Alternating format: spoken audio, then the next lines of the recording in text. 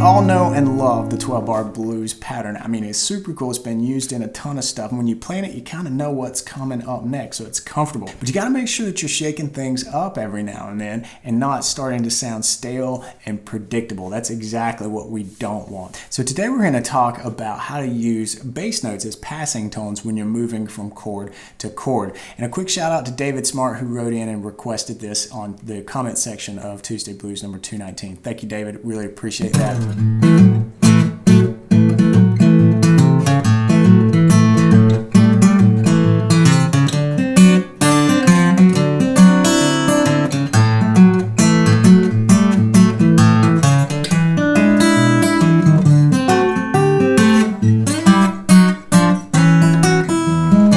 So let's take a look at the example.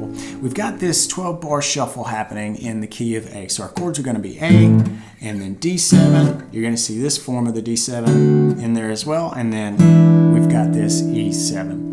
Okay, but what we're going to zero in on, there are definitely some other flashy things thrown in there, but what we're really going to zero in on is the chord changes and how we're getting from one to the other, and maybe how you could throw in another option or two. Let's take the first one as we move from our A into D. So we're just doing this shuffle.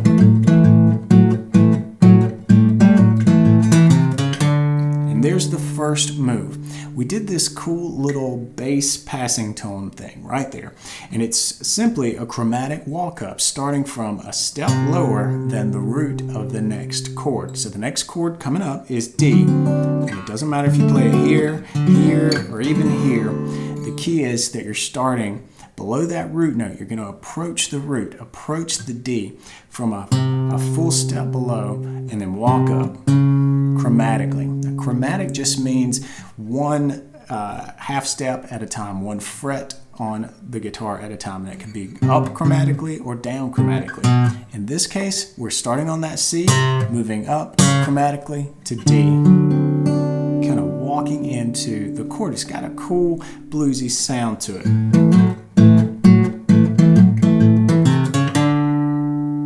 Once you hit that D, it's on the top of the next measure, and you're there. You're ready to start playing the next little bit over D. So that's the first way that you can really use these bass notes as passing tones. The next idea that I want to give you here is similar, but a little bit different than just walking up chromatically into the root. What we're going to do here is, instead of that chromatic walk up, what we're going to do is walk up from the minor third of the chord we're heading into to the major third to the root.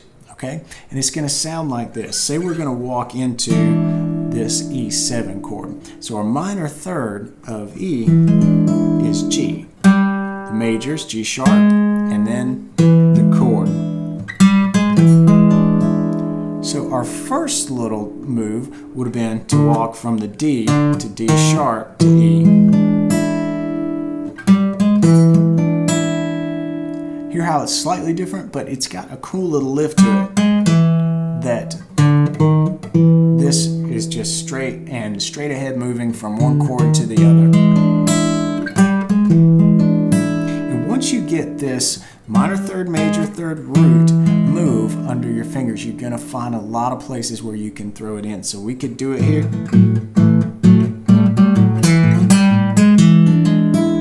It certainly works. It works in a lot of different types of blues. If you're really into finger picking and you want to hear it in like a Piedmont sound, you got something like this that you could do.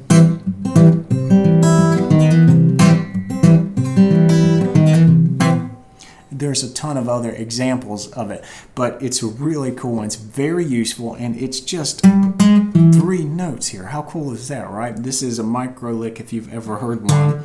Both of these ideas. So it's a really simple thing that you can do to kind of punch up those chord changes. It takes a little bit of thought. You got to know what chord you're heading into. So if we're on A but we're headed to D, you don't want to do this. You're going to be in the wrong spot. So there you go. 2 quick little ideas to use passing notes from chord to chord in a blues progression. But before you take off, I got a bonus little tip for you, and that is that you don't have to think of this as just for chord changes. You can do this stuff in the middle of a chord. Just remember that the chord that you're going to is the chord that you're still on, right?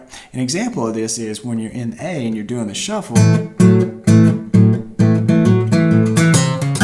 there's the minor third to major third to root move right there, but we went back to the same chord. You can definitely do that and add a little bit of spice. Here's another example of it.